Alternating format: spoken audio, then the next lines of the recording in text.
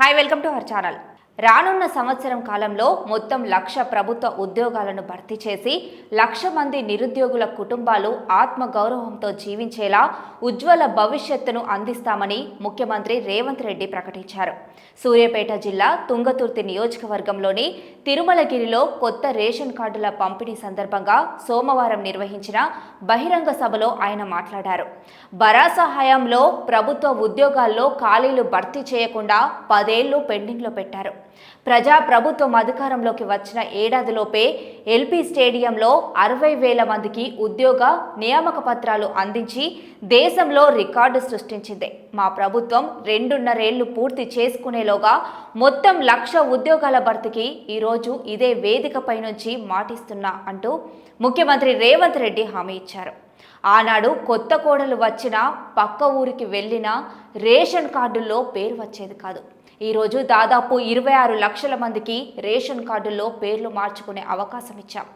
5.61 కార్డుల్లోనే 17 లక్షల మందికి కొత్త కార్డులు ఇస్తున్నాం. కాంగ్రెస్ తీసుకున్న నిర్ణయంతోనే తెలంగాణలో 3.10 కోట్ల మంది ప్రజలు సన్నబియ్యం తింటూ సంతోషంగా ఉన్నారు.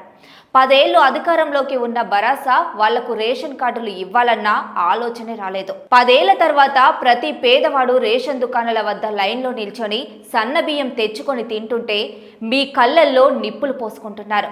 ఇది నల్గొండ కాదు, ఎర్రగొండ. బిఎన్ రెడ్డి మొదలు ధర్మభిక్షం, ఆరుట్ల కమలాదేవి, మల్లు స్వరాజ్యం వరకు ఎందరో యోధులు సాయుధ రైతాంగ పోరాటాన్ని ముందుండి నడిపించారు. మొట్టమొదటి లోక్సభ ఎన్నికల్లో నాటి ప్రధాని నెహ్రూ కంటే రావి నారాయణ రెడ్డికి అత్యధిక మెజారిటీ ఇచ్చి ఇక్కడి రైతులు తమ పౌరుషాన్ని దేశానికి చాటి చెప్పారు. ఈ జిల్లాల్లోని తుంగతుర్తి గడ్డకు గొప్ప చరిత్ర ఉంది. ఈనాడు తెలంగాణ చరిత్ర ఎవరు లిఖించినా నల్గొండ గురించి ప్రస్తావించకుండా ఉండలేరు. అలాంటి ఈ గడ్డపై నుంచి పేదలకు కొత్త రేషన్ కార్డులను అందించే కార్యక్రమాన్ని ఏర్పాటు చేసుకోవడం గొప్ప విషయం. అందుకే వేల మంది మా అక్కలు, ఆడబిడ్డలు మమ్మల్ని ఆశీర్వదించడానికి తరలివచ్చారు. మిత్రులారా, ఈ జిల్లాలో కాంగ్రెస్కు ఎంతో అనుభవం ఉంది. ఈ ప్రాంతాన్ని సస్యశ్యామలంగా చేసేందుకు తొలి ప్రధాని నెహ్రూ నాగార్జున సాగర్ నిర్మించారు. ఆయన హయాంలో నిర్మించిన శ్రీశైలం, ఎస్ఆర్ఎస్పీ ప్రాజెక్టులే నేడు తెలంగాణ ప్రాంతంలోని బీళ్లు తడుపుతున్నాయి. ఈ ప్రాంతంలోని మూసీ ప్రాజెక్టు కాంగ్రెస్ నిర్మించింది. వెనుకటికి ఒక బుద్ధిమంతుడు పందిరేస్తే కుక్కతోక తాకి కూలిపోయిందనే విధంగా చంద్రశేఖరరావు 1,00,000 కోట్ల ఖర్చుతో కట్టిన కాళేశ్వరం 3 ఏళ్లలోనే కూలేశ్వరమైంది. 60 నుంచి 70 ఏళ్ల కిందట మేం నిర్మించిన నాగార్జున సాగర్, మూసీ, శ్రీశైలం, శ్రీరామ్ సాగర్, జూరాల జలాశయాలు, కల్వకుర్తి, భీమా, నెట్టెంపాడు పథకాల ప్రతిష్టతపై నాగార్జున సాగర్ కట్ట మీద చర్చిద్దామా?